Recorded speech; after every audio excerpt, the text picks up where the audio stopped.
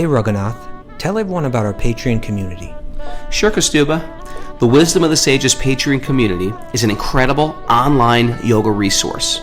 If you like the type of yoga wisdom and culture we share on the show, then our Patreon community is a great next step. This is a listener-supported podcast, and any level of sponsorship will unlock a wide range of live and archived classes, talks, and even workshops. Raghunath teaches, I teach, and we have a host of other excellent teachers on topics ranging from yoga philosophy, asana classes, storytelling, Ayurveda, kirtan, cooking, meditation, and a lot more. We even have an incredible online Bhakti 12-step recovery group. So if you want to check it out, go to patreon.com/wisdom of the sages. All right, let's get it on. Om Namo Bhagavate Vasudevaya. Om Namo Bhagavate Vasudevaya. Om Namo Bhagavate Vasudevaya.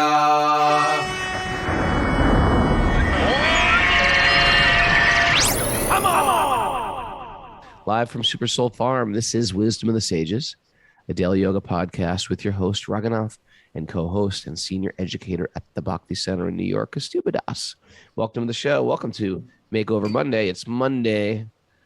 I got to get a hold on what I'm going to be this week, how I'm going to behave this week. I got to raise my bar. I've been sitting around a Bhakti Stock Festival, Vermont, just down in Kitchery.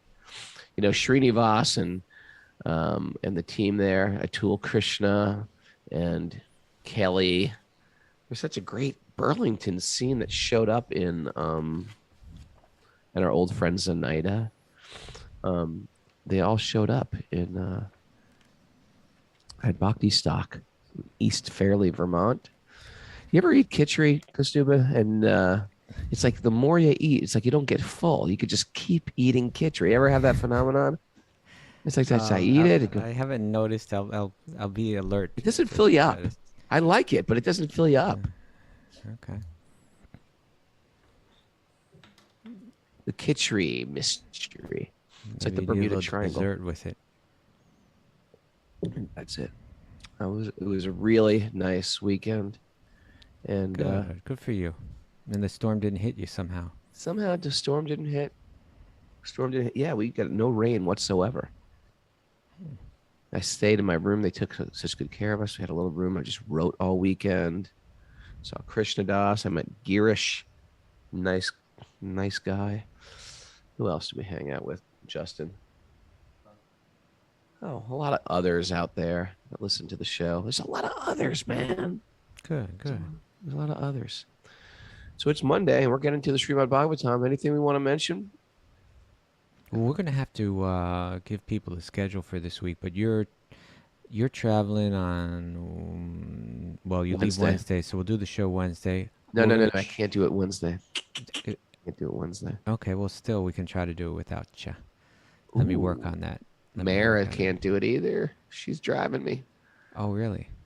Yeah. All right, Wednesday's off. This is a chance to replace what are you trying Mara. to destroy the Nancy show. Rothman. These opening. They're all vying for your spot, Mara. They're sitting there. Okay, well here's they've got Google too. They can do it. Here's what we need to announce. So the Sage page will come out today with the schedule for the week, and if you want to get on the Sage page, then you should, which I highly recommend, because not only do you get the announcements and all that, you get all kind of other interesting links. You get recaps of some of the important points from the previous week. It's really worth going for. So you go to wisdomofthesages.com and you sign up for the newsletter, the Sage page. So we'll let everyone know what the week's schedule will be there. We may not even have to do like these announcements. Like, what are we doing today? It's just be on the Sage page. Yeah. But of course, Raghunath, with all due respect, it's hard to keep you on a weekly schedule. Like, if only we could say, Raghunath, tell us on Monday, like, what your week is going to be like and what days we could schedule. You don't know. It's a day-to-day thing with you. It's a day-to-day. I live moment to moment. I try to be very present. Yeah. I like to plan too far in advance. I know. Today, I am here. I appreciate that.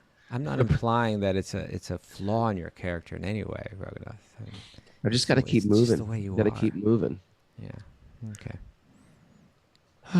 Yeah, I'm excited. About to see a bunch of others in Italy this week, and Zoomers, and then I'm going to Lugano and Zurich, and then Hamburg and Berlin, and then we're going to meet up with Satchidananda Maharaj for Radha's appearance day. Really exciting stuff. Okay. All right, so we're in Canto 3 today. Did you have a nugget you wanted to share today? I'm nibble. You know what? It's one of those days, Kaustubha, where I'm like, I've got nothing to give anybody. That ever wake up like I've got nothing to share. That's what I felt like today. Let's see if something comes out. But really, I'm just sort of gonna just read the Bhagavatam today. Well, I had a good one. You got a nib? You got a I nibby? sent it to you. What? Did you not approve it? You wrote No, niblet question mark right after it. Oh, that was. Oh man, I didn't realize that. I thought that was just talking I about. sent you a You nugget. sent me a and then- secret niblet. Yeah. Oh, okay, I You see. want to pull it up? You want to give it a try? You want me to read it because Yeah, you read it. you're so yeah. unfamiliar with it. Okay, this is from the Mahabharata. Okay. Oh, okay. You thought I was just sharing I something. thought you were with just sharing you? interesting information in the morning. Okay, I guess I have to be more clear. You have to write niblet. This is a niblet for Okay. you. Okay. So this is Sanjaya, and he's speaking with Dhritarashtra. Now, Dhritarashtra was the king, but he was the blind, both, like literally as well as figuratively, right? Yeah, he was spiritually and materially blind. Yeah. And he had, his flaw, his major flaw, was that he should have loved his nephews equally with his own sons, right? But his circle was smaller than that, right? You were speaking on that last week, right? That Yeah. circle, the circle of our care, the circle of our affection, the circle of our love. His had been narrowed down to his own sons. And whereas he was, with the death of his brother, the welfare of his nephews was entrusted with them, and he should have embraced them. And all the wise, advisors, they told him, you should love your nephews just the way that you love your own sons. Care for them, But he just couldn't do that, could he? Yeah. All right. And so, and it was that, and the fact is that his nephews were so noble, and his own sons were so A little twisted. they were twisted. They were Little ruled by their twisted. lower natures, and so by his siding with his own sons, it caused the destruction of his own family and dynasty and all of that. And so that's what all plays out in the Mahabharata. Now, Sanjaya is his counselor, but he's also a mystic, right? He's a mystic. It's pretty Yes. cool, huh? He- It's good to have a mystical counselor. Yeah, yeah. And You if he know? would have only listened to Sanjaya, he could have saved himself so much trouble in life, And that's what's coming out here. He's trying to tell Sanjaya, and but it's something that we all need to hear, right? It has to do with time, and it has to do with, let's read it and let's go through. It's a bit detailed here, but so Sanjaya is speaking to Dhritarashtra, Okay. and he says, you are versed in the sacred text, O Bharata, and are intelligent and wise. Bharata refers to the dynasty that he descends in, right? You're a descendant of the great king Bharata. So by calling him that, he's kind of like encouraging him to rise up, be noble, right? So he says, you are versed in the sacred text, O Bharata, and are intelligent and wise. They never sink under misfortunes, whose understandings are guided by the sacred texts. That's a nice line right there, right? Yeah. If your life is guided by the wisdom of Bhagavatam, of Bhagavad Gita, you never sink on. It's not that misfortunes don't come, but you don't sink under them. Right? They never sink under misfortunes, whose understandings are guided by the sacred text. You are acquainted, O Prince, with both the gentleness and the severity of fate. All right, you know that fate brings us both, pleasures and pains. This anxiety, therefore, for the safety of your children is unbecoming. Moreover, it is in your interest not to grieve for that which must happen For who can avert by their wisdom the degree of fate? The decrees of fate. Right? So in other words, we should know that life is going to bring us pleasure. We should know that life is going to bring us pain. We shouldn't become overcome by these things when they come. We should be able to be thoughtful and reflect on what we've heard from these texts like Bhagavatam and Bhagavad Gita. He goes on to say, no one can leave the path marked out for them by providence. Existence and non-existence, pleasure and pain, all have time for their root. Right? It's time that brings these things about. There's a force that's driving in this material world. We're under the influence of that force, the force of time. So he says, time is the root of all of these pleasures and pains that come. Time creates all things, and time destroys all creatures. It is time that burns creatures, and it is time that extinguishes the fire. All states, the good and the evil, in the three worlds, are caused by time. Time cuts short all things and creates them anew. Time alone is awake when all things are asleep. Indeed, time is incapable of being overcome. Right? On the material level, time is incapable of being. Time is awake when all other things are asleep. Right? It's always moving. We may rest. Time keeps moving. Time passes over all things without being impeded. Knowing as you do that all things past and future and all that exist at the present moment are offsprings of time, it is in your interest to not throw away your reason. That's a good counselor, right? Time, the great killer of humanity. Happy morning. Happy Monday, everybody. Good morning. No, that is a good message, though. In other words, we have to step back a little bit. We have to reflect on what these sacred texts are saying. And the challenge of life is that it's going to throw us ups and downs. And when we act without these sacred texts are meant to give us a different perspective. It's meant to give us the ability to look at it from a platform, from a higher platform, from a higher perspective, and be able to see all that's involved. And when one has that, then they can say, okay, I get it.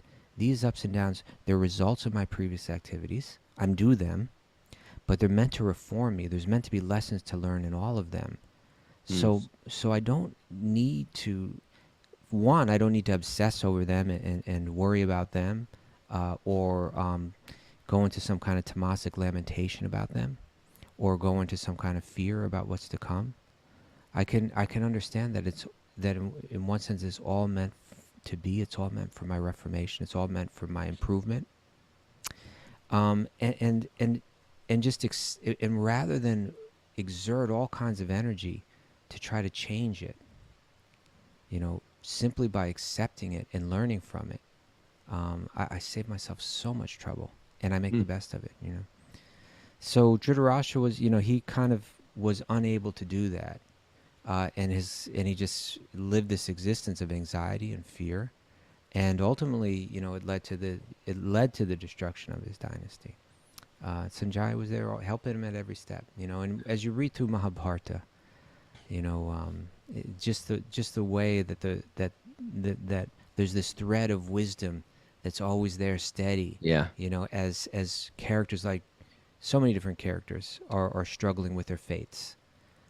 It's such a gift, right? That Repeatedly worrying about things you can't control, and living in anxiety. It's poor investment. Worrying about the future, and poor investment. There's zero return. You're wasting your life. I've done it. Just been worried about things that I can't control. Worried about things that never happened. Ever do that? You worry about something? Mara, come on, back me up on this. Worry about things that just never happened. I worried for like a year. It never happened. It turned out okay. What a bad investment. All right. Time I am, the great destroyer, and I've come to destroy all things. Krishna's time as well. Well, I'm sorry I blew that niblet, Kaustubha. All right. Well, we brought it out anyway. And you haven't even mentioned that I've been changing the nectar nugget to the nectar niblet, have you? You didn't notice that, did you? I don't really concern myself with these things anymore.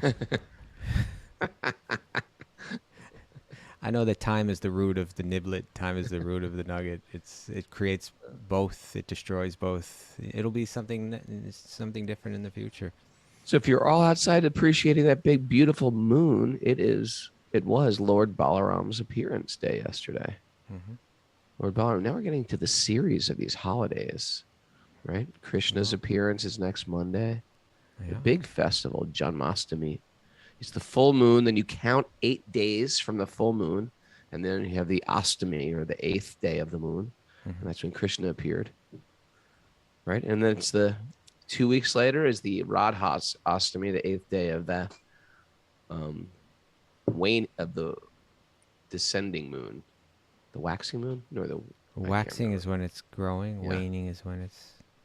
Yeah, so if it's getting going smaller. down, then it'll be going up for Radharani. That would be the 8th day of the waxing moon, Waxing moon. Radhastami. Look at you, astrological master here. In a think it's fortnight from waxing now, it'll be a before- waxing moon. All right, let's dive into the Srimad Bhagavatam. Okay. We are in Canto 3, Yeah. Chapter 20, Canto One. 3, Chapter 21. Chapter 21, Text 44. No. I don't believe Mary, so. you told me Oh, 44. we read 44. Yeah, we're Text on 45. Yeah, we're Yeah. at text 45. 45 now. So we have, just to update everyone here, we have the great yogi, Kardama Muni. He's been performing yogic austerities and deep meditation on Lord Vishnu with a desire in his heart. Right? What was the desire? Get a nice wife. He wanted a nice wife. And Lord Vishnu appeared to him in beautiful form, very pleased with him, showered some of his grace upon him, and also informed him that your desire will soon be fulfilled. Kardama Muni. You know, Kardama, this very important universal figure, also, you know, having a certain responsibility in terms of creating progeny and all. He's going to come to you with his daughter Devahuti, and just you wait, right? So another day or two later, that's where we are now. We just heard a description of the lovely area where he's been meditating, which is on the bank of a lake called Bindu Sarovara. We heard about the different trees. We heard about the different animals that are there. It's a very lovely setting. Musk deer are running around, monkeys, lions, baboons, elephants, gavayas. What's a gavaya? Some kind of like... Yes, I don't know. Porcupines are there. Boars, deer, mongooses, all kinds of creatures. And right now... Someone put some high level quality musk on my wrist yesterday. Oh, really? Was that serious, legal? man? It was, I don't know. I think it's, it's just hard to come by. Mm-hmm. Because it's illegal. Maybe because maybe. He's like, I was like, isn't this illegal? And he was like, well, and I got it from a Persian guy. I was like, okay. And okay, so was it enchanting? Was it was intoxicating? Man. It was intoxicating. Were people just like coming up to you like, Raghunath? I don't know what it is today. But your kirtan was so great. All these deer following me around. What's going on? Okay, so now Swayambhuva Manu is coming. Swayambhuva Manu is a warrior, Kshatriya, right? Yeah. Kardama Muni is a Brahmana. He's like it's amazing because he was such a high-level king, wealth, power, looking for a suitable husband for his daughter. But he found this yogi who's got nothing out there, right? He's just, he barely even has clothes. But it was the quality of his character that he was interested in. And so now we're going to hear about their meeting, beginning on text 45. Entering the most sacred spot with his daughter and going near the sage, the first monarch, Swayambhuva Manu, saw the sage sitting in his hermitage, having just propitiated the sacred fire by pouring oblations into it. Oblations means like prayers or actually something tangible like, No, oblations would be the ghee. oh, the ghee, oblations. All right. Right? His body shone most brilliantly, though he had engaged in austere penance for a long time. He was not emaciated, for the Lord had his for the Lord had cast his affectionate sidelong glance upon him, and he had also heard the nectar flowing from the moonlike words of the Lord. The sage was tall, his eyes were large, like petals of a lotus, and he had matted locks on his head. He was clad in rags. Swayambhuva Manu approached him and saw him to be somewhat soiled, like an unpolished gem. This is Text a nice. 48. No, slow down. Ho, ho, ho. Maybe we ought to read a little commentary here. I'll read this commentary. It's a nice description. Right? It's a lengthy description of Kardama Muni, that he was daily. This is what some yogis do, right? Every morning they do a homa. They do a little fire sacrifice. Wherein, can you describe that ceremony a little bit, like the meaning of it? I think you're calling Lord Vishnu or Surya by building the fire, and then you feed the fire.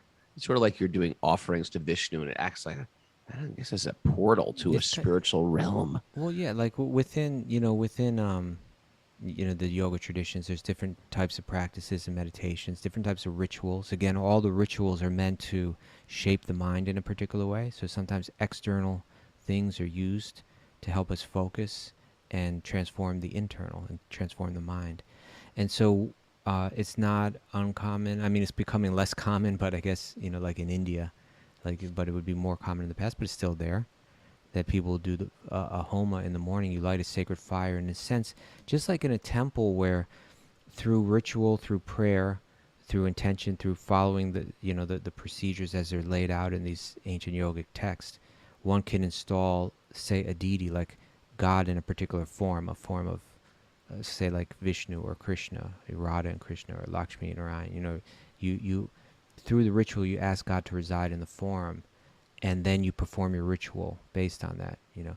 Even we saw things like, it was an interesting one when we saw, like in the book The Journey Home by Raghunath Swami, and he talks about, in Vrindavan on the bank of the Yamuna, there was one sadhu who every day he would, like, very carefully, with great love, and engaging his artistry, he would write the name of Sri Radha, right, of the goddess Radha, in the ground on the bank of the Yamuna, right? And then he would spend his day meditating on that name, like worshiping that name that he wrote into the ground. In a sense, like installing it as a deity, like, okay, you are my object of my meditation and my worship today. And then at the end of the day, he would wipe it away, and then the next morning he would do the same thing. So you're kind of, through your intention and through following the procedure, you're installing, for instance, people that are doing the fire, they're installing Lord Vishnu in the form of that fire. And then they're chanting their mantras to meditate on Lord Vishnu, but with each mantra, they're making an offering of either ghee or grains. They say swaha, and then they throw that into the fire. So it's a way of doing service. It's a way of cultivating, bringing one's mind to God, making one's life an offering to God. By doing that on a daily basis, it begins to shape the mind to find beauty and satisfaction and so on in that kind of service.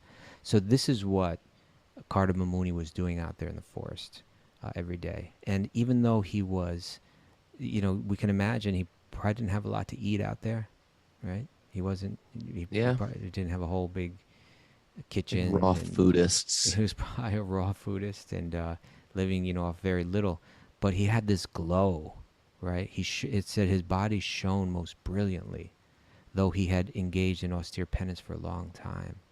But you see that too, like, have you ever seen those yogis? You go up to Rishikesh, or you go up to, those places, and you see these people that are living up there in the forest, and they're breathing that real air, and they're drinking that real water that's coming down from the Himalayas, that's just full of minerals and nutrients and so on. And even though they're not eating a lot, whatever they eat, shoving in a lot of extra food that their body doesn't need.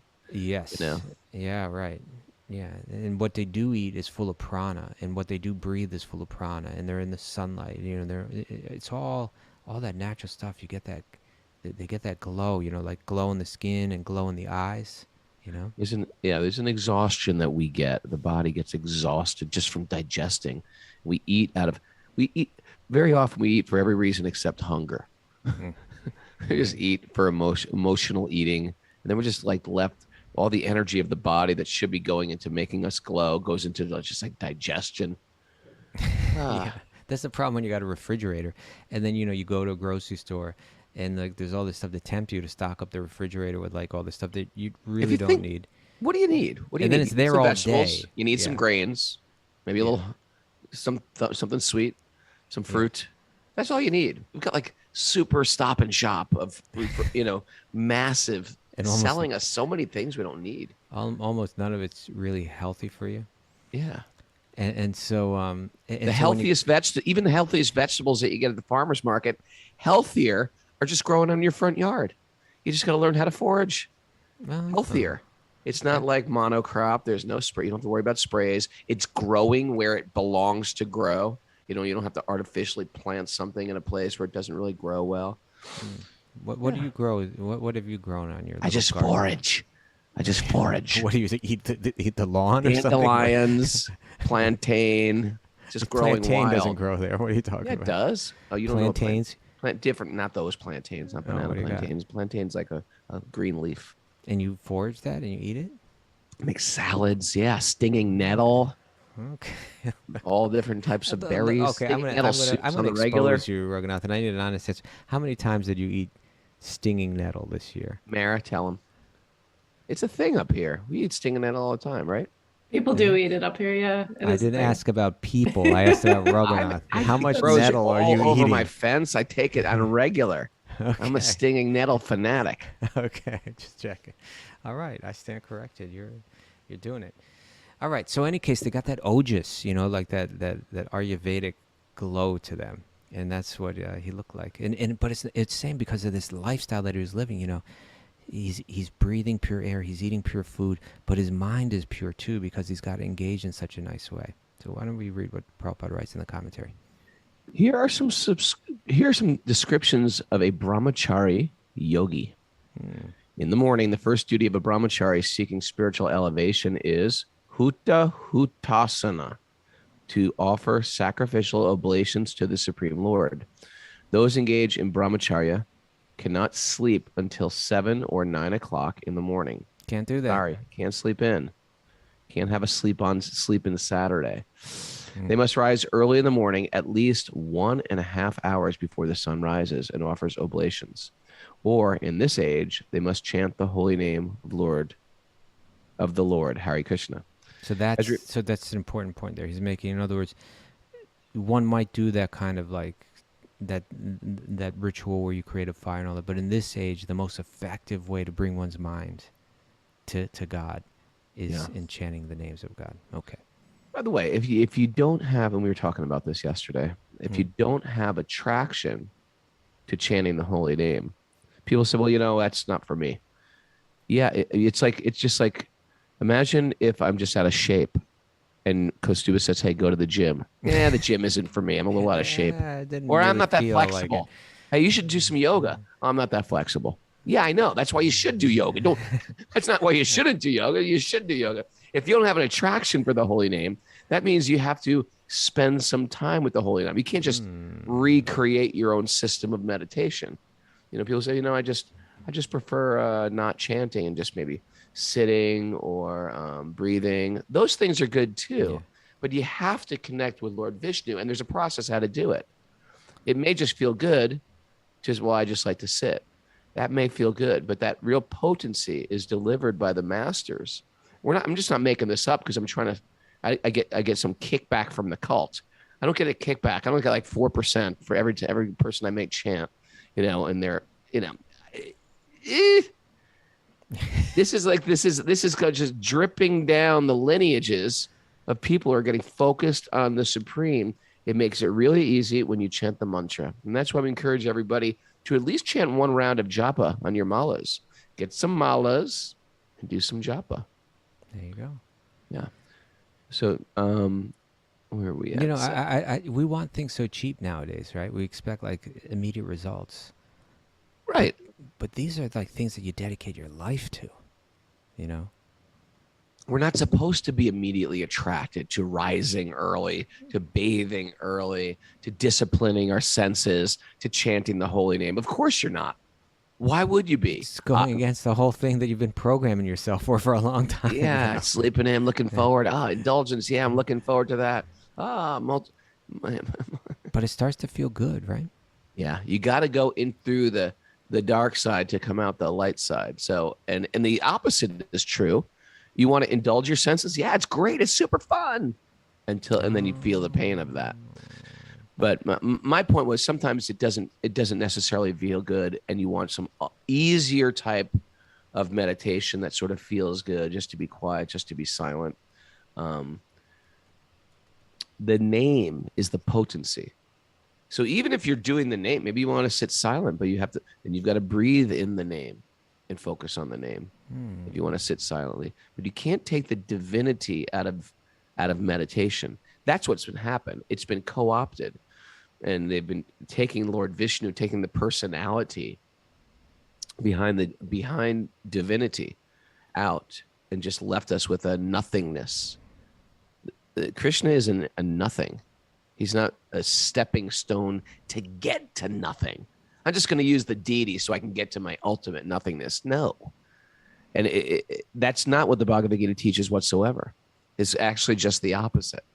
It's we are supposed to figure out that the whole universe is vast, but everything's ultimately coming from the universe. And you can settle your mind, and you can calm your mind, and you can do the pranayama, and you can do the sitting, but it's meant to bring you to the next phase. We flipped it around. We did it backwards. We're doing it backwards. Right. You know, you're reminding me of the Bhagavad Gita verses, you know, from the 18th 7th chapter. 7th? 18th chapter. 18th. 7th. 18th. Well, one of those. One of those good ones. But that which is talking about the different types of happiness, you know, that the conditioned soul may I'm enjoy. going to pull some Bhagavad Gita out. Okay, you go. I'm going to find the other. So he says, that which in the beginning may be just like poison, but in the end is just like nectar. Right? In the beginning, it feels like, the body does not respond well to this. You know, the mind does not respond well to that. So that which in the beginning may be just like poison, but in the end is just like nectar, and which awakens one to self-realization, is said to be happiness in the mode of goodness, the sattva guna. Right. And then the next verse, text 38, says, that happiness which is derived from contact of the senses with their objects, and which appears just like nectar at first, but poison in the end, is said to be of the nature of passion, of the Rajaguna. Right? That's such a clue for life right there. That right there, right? You know? Just embrace that message, and it's really gonna really provide so much help for our progress, for our true happiness, right? Yeah. I'm trying to find those verses. I was trying to be a pundit and pull out those verses about in regards to I think it's the 9th chapter about personalism and impersonalism, but as I am I don't know. I'm having a rough morning this Monday. Maybe we should just stick with the commentary here. Let's go with the commentary. All right. The commentary says, they must rise as referred to by Lord Chaitanya, Kalo Nasteva Nasteva Nasteva Gatir Anyata. There is no other alternative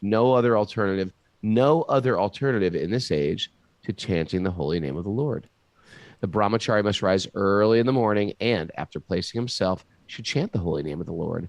From the very features of the sage, it appeared that he had undergone great austerities. That is the sign of one observing brahmacharya, the vow of celibacy.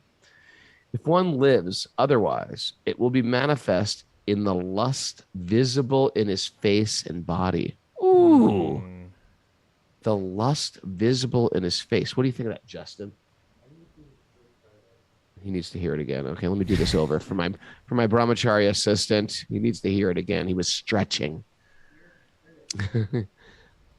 By the way, Bhakti Justin had his kirtan debut. Oh, no kidding. Well, he didn't really lead the kirtan, but he actually, we switched it off.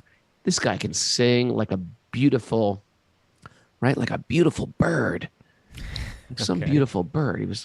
I think he found his calling in life. Yeah. All of the drag queen stuff was meant to bring him to kirtan. I'm serious. It worked. Yeah, he dressed beautifully, danced. Does it What work? Yeah. what melody did he chant? We did that beautiful one that Madhava does. The one that you don't need. Once you hear this melody, you don't need to hear any other melody Which again. one? Hare Krishna, Hare Krishna, Krishna Krishna, Hare Hare, Hare Krishna, Hare Krishna. That was great. Everybody was there. Everybody likes Mallory that was melody. there. Lev was there. Emma was there. We got a whole crew. Johnny G was there with his whole family. Cool. It was super cool. Taking photographs. Taking photographs. Yeah. Okay. So the brahmachari must rise early in the morning after placing himself and after placing himself, should chant the holy name of the Lord. From the very features of the sage, it appeared that he had undergone great austerities. That is the sign of observing brahmacharya, the vow of celibacy. If one lives otherwise, it will manifest in the lust visible in his face and body. So you can see lust in the person's face and their body. Sometimes you see the face of someone living this life, and you can just see the purity in their face. Isn't it true? And vice versa. And vice versa. And vice versa. Right? Well, you know what they say, because, it's I remember the first time when I was like 19, 20 years old. I met a devotee. I didn't even know he's a devotee, but he was an Ayurvedic practitioner, and Bhagavat, right? And he was sort of like, I was looking for an Ayurvedic doctor, and no one did Ayurveda back then. And I overheard him giving some advice about Ayurveda, and I had bought an Ayurveda book, and I couldn't make heads or tails out of it. And then I said to him, yeah, I'm getting exhausted a lot. I'm tired. I have bad memory. And he was going, yeah, well, do you have a girlfriend? I was like, yeah, I have a girlfriend. And he goes, this is a little intimate question, but, do you see her a lot? I was like, well, I sleep over her house with a her. lot. I live with her, practically lived with her. He's like, well, do you have sex with her? And I was like, well, 8 times a day. Yeah, I try. Yeah. I didn't say many times a day because I didn't want to sound like a pig, but I was like, when I was 19, I thought the whole world is telling you it's healthy, it's good. Yeah. No, he's like, are you kidding? Are you crazy? I was like, what? That's bad? It's bad? And he was just like, he was in so much shock that I was having sex. I was like, what's wrong with that? He's like, you can't do that to your body. And so all these ancient sciences of Chinese medicine, Indian medicine, there's the concept of retaining the life force. It's your very strength and your very intelligence and your very stamina and your virya. It's where we get this idea of virility and stuff like that. And that was the first time I even had like a whole paradigm shift. Like, oh, you shouldn't just indulge as much as possible. And it's really promoted now. Just keep indulging in it, and you'll have a happy sexual sex. It's so funny how people can be so fixed in one way. So, and then you hear no, you got to go indulgent. And what the problem with going indulging, especially for a male, is, and then you have to indulge the mind actually in the act as well. And that's what can actually degrade the consciousness. And it won't make you peaceful, because lust doesn't make you peaceful. What makes you peaceful is controlling the mind. Lust means I want, and I'm going to try to entertain that thought in my mind. And it means you can't sit in peace. So the best thing you can do is minimize sense gratification, and the mind actually becomes quite settled. It's hard to even understand, but I finally got that from being a brahmachari for a few years. But even after having like the active sex life like that, and then going into brahmachari life, it takes a while to like let that mind settle, where it's not agitated all the time. Takes some time. It takes some time. Yeah. Yeah. Well, the in the third chapter of the Gita, text 39, it speaks about, it says the wise living entity's pure consciousness becomes covered in the form of lust. And it says that it's never satisfied and it burns like fire. It's Right? insatiable. Yeah, but that's what it means. Like when you pour fuel on a fire, it doesn't put it out. It keeps it burning. Right? The more you could put another log in the fire, it just burns more. It doesn't put it out. Don't go there, Raghunath, to your country music. As soon as I said Put that, I knew I shouldn't try. another log on the fire. Great Yeah, so- song. Okay. That's a very misogynistic song, Raghunath. Yeah, it it's is. no I guess. longer. It wouldn't it's no work longer- anymore. It wouldn't work anymore. They took that one off the rotation. I got Me Too'd right out of there. Definitely. So, but in any case, the point being is, it is like that. It's not that we we might think that, oh, let me just satisfy my lust and then it'll be satisfied. It'll go away. No, it continues to burn. The mind always demands more. Mm. What to speak of? You see people get addicted to things like porn, where they just want sex as much as possible, and it ends up ruining their life. They spin out of control. All right. So we got the brahmacari here we're talking about. Look at the brahmacari life. Should we continue with a little bit of this? Please. Okay. Visible in the face and body. Invisible fin. The word vidyotamanam indicates Keep going. I lost my that spot. the brahmacari feature showed in his body. You could see the results of his lifestyle in his glow. Yeah, there is a glow in a brahmacari for sure. That is the certificate that one has undergone great austerity in yoga. That's that's interesting. They use That's that the certificate. You want terminology, to right? want to get that 200-hour certificate? Okay, Yeah, come on. Let's see the glow. Yeah, Let's sorry, see not the- enough glow yet. Keep practicing. Yeah, that's very interesting that he says it that way, right? But that is The a certificate Oh, so good. that one has undergone great austerity. in Here's yoga. how you don't get the certificate. Okay. A yoga drunkard or smoker or sex monger can never be eligible to practice yoga. Why don't you put that in the Yoga Alliance certification program? Okay. No drunkards, no smokers, no sex mongers. No, I love that word. You sex monger. I'm going to call Really? You somebody. love that I'm going to word? call somebody that today. Get away from me, you sex monger. Okay. No drunkards around here. Continue. Okay, generally yogis look very skinny because of their not being comfortably situated. But Right, Kardama eating Muni was not smokes. emaciated, for he had seen the personality of Godhead face to face. Here the word snigdha panga valokanat means that he was fortunate enough to see the Supreme Lord face to face.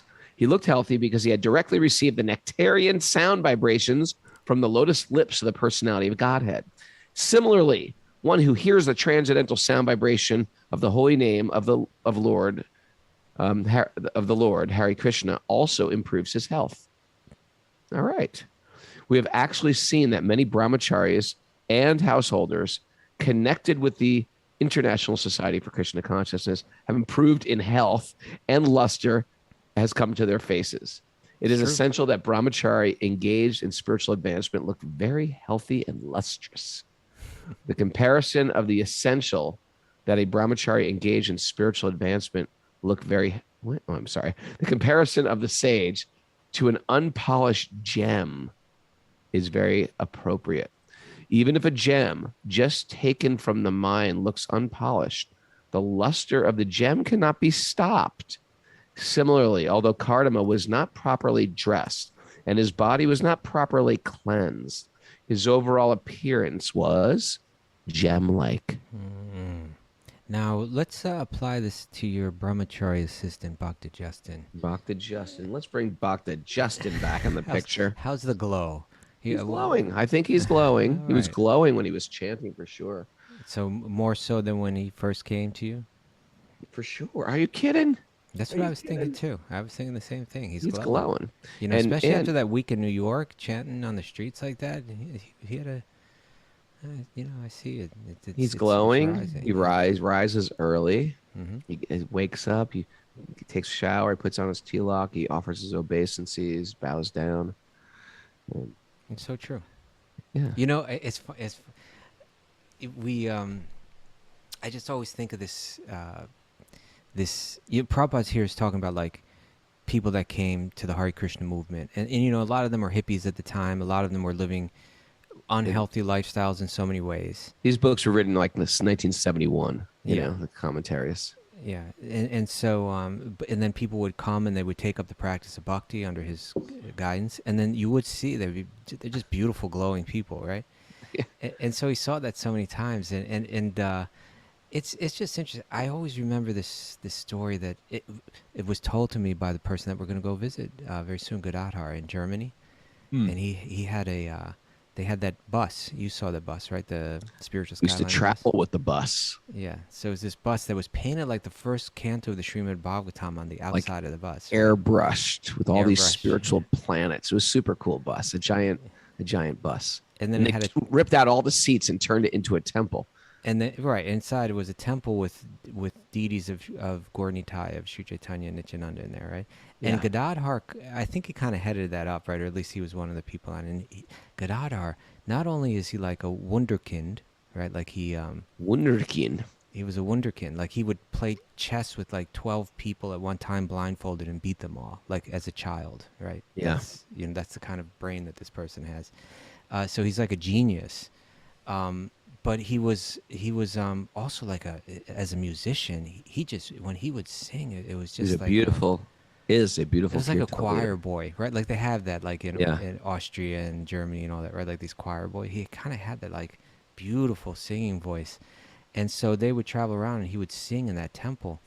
And one day they would go to these reggae concerts and stuff, and where like lots of these German hippies were. And they would come on, and there was one group of hippies that had gone to Vrindavan, and they found a sadhu there, and they convinced that sadhu to come with them to Germany. Okay? I don't know this story. You never heard this before? No, the sadhu that came to Germany. Yeah, and so they're at one of these, you know, rock festivals or reggae festivals or something like that, and this group of hippies, they come on with this sadhu, and then when the sadhu steps onto that bus, imagine what he thought when he saw that bus from outside, Wow. and then he walked into the temple inside the bus, and he saw he saw the deities there, and he saw the brahmacharis there. And he bowed down in that temple. When he got up, he was just like, "Oh, I am so happy that I found you." And he started to go on and on about like how he got dragged out of Vrindavan by these people, and he was like, "What am I doing here?" You know, he was like, and when he finally saw the devote, he's like, "This is the real thing," you know. And so now that sadhu is in there, and he's kind of communing with the brahmacharis, but all these hippies, in their minds, they had like this stereotypical idea of what spirituality is, right? Yeah. And It seems sort of like no parameters. yeah, exactly. It's like no. Like there's too many of parameters in spirituality. the material world. You got to go to work. You got these like homes where you got to like pay a mortgage. You got to pay insurance. You got to car payments. We say, just do whatever you want. No parameters, yeah. And so No these parameters whatsoever. So the brahmacharis, they see them as kind of like, they're all right, but they're a little uptight, you know, with all the rules and the regulations that they practice, and they got their shaved heads and so on, right? They kind of like, You're the hippies, mean? You mean the hippies? the see hippies would see brahmacharis. them, yeah, as Okay. kind of like not for real. And so, and they see, and this sadhu from Vrindavan, who's probably got dreadlocks and, you know, walking around in like a loincloth or something like that, they're thinking, okay, that's the real thing, right? They're judging Right. from the externals. And so now there's a whole group of hippies, and they're all crowded. They're all on that bus, and they're talking to they're turning to this sadhu for like wisdom, you know. And he's saying, "Tell us the path, you know, like what is the way, and all that." And he's like, just do what these boys are doing, you know. He's just like, just look at them, don't you get it? It's like they're doing it right here. They've got it. Well, you because know? the sadhu, even though he, the Indian sadhu that came, the mind is controlled. It may appear on the outside like he's just like another hippie, but he's not whatsoever. Right, The right. mind is actually very fixed. And at that point, then the externals get secondary. Maybe you live under a tree, or you live sort of, you sleep outside, or, you're a beggar. But the mind is actually locked on Krishna. Whereas if you come from the other direction, you just like sort of like a hippie, you just feel like I experience the freedom of not having to pay a rent or a mortgage or not owning a car. But if the mind is uncontrolled, who cares? If you're bringing the same consciousness in, with where you're owned by lust, owned by greed, or owned by envy of other people, where you can't forgive other people and you want what they have and you're bitter or angry, that's the sign of like actually overcoming the mind. And when you can overcome those contaminants of the soul, then you just connect with the soul, and the soul is naturally very joyful and very blissful and very connected, and you feel very bright and light. Yeah. So like that, you're right. And so this sadhu, he could, to him, he could understand right off the bat, right? Just again, see the glow in these brahmacharis, right? And see that here are people, they're living a life of yoga regulation, right? They're controlling their senses. They're dedicating their lives to spirituality. They're dedicating their lives to God, and they find happiness on that path. Whereas, like, these hippies are running around, intoxicated most of the time, sexually, absolutely no regulation, et cetera, and they're kind of just lost. And so this sadhu feels so out of home in their association, right? Like, why did I leave Vrindavan? I let these people take me away from Vrindavan, and now I'm living in this world, these people that got no idea, of elevating their consciousness, and I'm exposed to this nonstop. He stepped into that association. It's like, now I'm at home.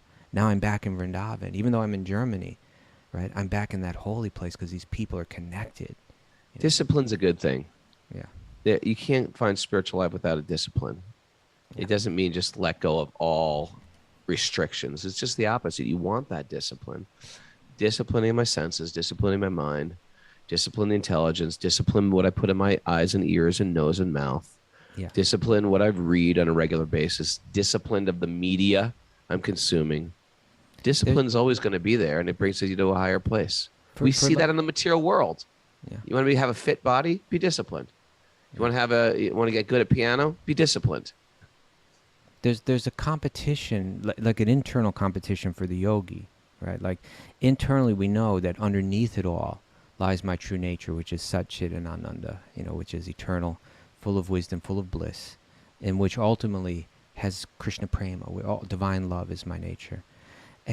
But I have a mind that's programmed with all kind of desires and all kind of messages and all kind of false information about who I am and what will make me happy. And as long as we keep feeding the senses without any clear intention other than to satisfy them, well, then that gains steam, and it kind of like, it starts beating the competition of the arising of one's true nature. Mm-hmm. And so what the yogi does, let me control those senses. I'm going to bring in through those senses that which is going to program my mind more towards my true nature.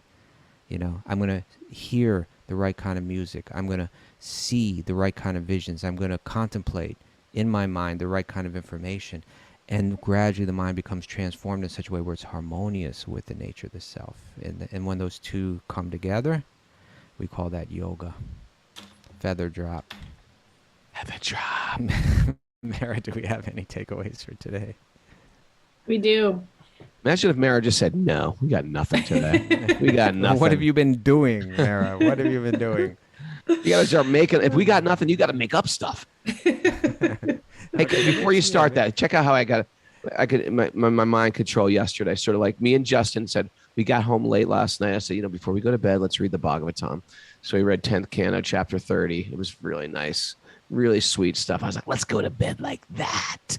That's discipline. We're going to bed discipline. And I lay in my bed, and then I grab my phone, and I wanted to see if my daughter's in California at the temple. I was like, how is my daughter doing? I text my daughter because there's a Balaram festival tonight. She texted me back, and I was like, I got my phone. Let's check Instagram. Woo! Uh-oh. And then I get caught down that Instagram, like, slippery slope. And I was like, oh, I was doing so good. I was going to bed thinking of Krishna. And then all of a sudden, I scrolled, and it landed on a Vrindavan kirtan. I was like, that is a gift, a Krishna miracle. And I'm going to go to bed just thinking of Krishna and the kirtan. And that's how I went to sleep. All right. Krishna came back and saved me. Hey, Mara, what's your takeaway? All right. You won't sink under misfortunes if you're guided by sacred texts. Very good. Very good. Very good. Time is the root of pleasure and pain. Mm-hmm. Yeah. Yep. Yep. It is. Shape the mind and bring it to God through daily ritual or chant the mantra. Okay. Pretty The good. name is the potency. Yeah. Yeah. Don't take divinity out of meditation. No. Lust is like an insatiable fire. Be gem-like. And that yoga glow doesn't come cheaply. That boom. Maybe that should be the title of today's thing. Yoga glow. The yoga glow. Okay. Yoga glow. Is that a thing? Is that a yoga glow? Is that like a thing? We sell yoga glow at our studio. I drank 2 bottles of yoga glow this morning. Thanks everybody for joining us. Get to dance in the morning. Get to listen to Srimad Bhagavatam every day. Days when I want to, the days when I don't want to. I got to put it in my head on the regular. Going for a road trip, you binge listen to Srimad Bhagavatam. People are coming up to me at that festival going, yeah, I listened to like 10 classes. I'm trying to catch up. They're like just binge listening. Thanks everybody for joining us. If you want to join us on Zoom, email Mara, wisdomofthesages108@gmail.com. Although we love you others out there who are listening afar. We don't even know you're out there. You're very secretive. Write us. Tell us your story. Tell us you're out there. Go to Apple Podcasts and write a review. Tell us your story, how you got there. I'm going to go check it today. I'm going to check it in like 2 hours. So if you write it, I will read it. And I would love to hear that. Also, everybody else, if you had some good little takeaway here that touched your heart, then you take a little, you write it down, you take a little photo of it, you post it, you tag us, and then we repost it and tag you. Thanks, everybody, for joining us. We'll see you tomorrow at 5 a.m.